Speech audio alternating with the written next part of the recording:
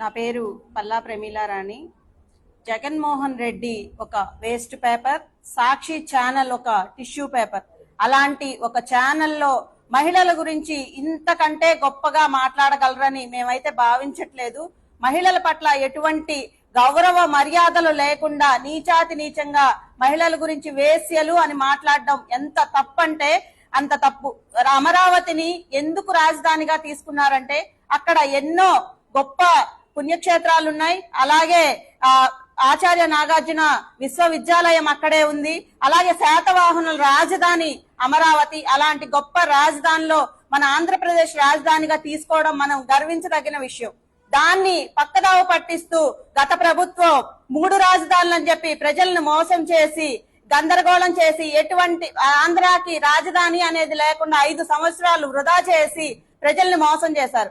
అయినా గాని ప్రజలు వాళ్ళకి బుద్ధి చెప్పారు గట్టిగా. ఎందుకంటే వైజాగ్ రాజధాని అన్నారు, వైజాగ్ ప్రజలు మీకు ఓట్లేశారా?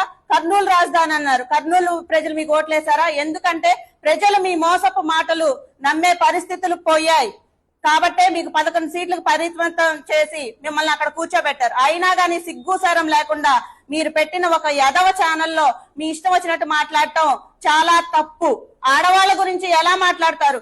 ఇక్కడ భారతదేశం పుణ్యభూమి, ఇక్కడ మహిళల్ని ఎంతో గౌరవిస్తారు. అలాంటి పుణ్యభూమిలో పుట్టి మహిళల గురించి నీచాతి నీచంగా మాట్లాడే మీ అందరికీ మహిళా లోకం తరపున చెప్పుతో కొట్టినట్టు బుద్ధి చెప్పాలని మేము కోరుకుంటున్నాం. జగన్మోహన్ రెడ్డి, ఇంకా చాలు నీ వేషాలు. ఇప్పటికి చాలా వేషాలు వేసావు, చాలా డబ్బులు తిన్నావు, చాలా గందరగోళాలు చేసావు. ఇక వెళ్లి బెంగళూరులో కూర్చొని వ్యాపారాలు చేసుకో, అది ప్రజలు చెప్పారు. అయినా గానీ నువ్వు ఇంకా సిగ్గు లేకుండా నీ ఇష్టం వచ్చినట్టు రోడ్ల మీదకి వచ్చి నీ దరిద్రపు ఛానల్లో నీ ఇష్టం వచ్చినట్టు మాట్లాడితే ప్రజలు చెప్పుతో కొట్టే రోజులు ముందున్నాయి.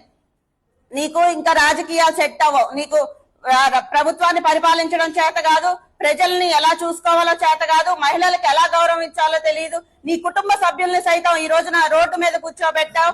అలాంటి నువ్వు ఈ రోజు మహిళల గురించి మాట్లాడుతున్నావు. ఇంక నుంచైనా బుద్ధి తెచ్చుకొని నీ సోషల్ మీడియా బ్యాచ్లకు కావచ్చు, నీ ఛానల్స్ కావచ్చు, నువ్వు వెనక నుంచి డైరెక్షన్లు ఇవ్వడం ఆపేసి నువ్వు బయటకు వచ్చి బహిరంగంగా మహిళా లోకానికి మొత్తం బుద్ధి చెప్పకపోతే మహిళా శక్తి అంత తేలిక లేదు. నీ మీద నిన్ను ఎక్కడున్నావు అక్కడి నుంచి బయటికి లాక్కొచ్చి తంతారని తెలియజేస్తున్నాం.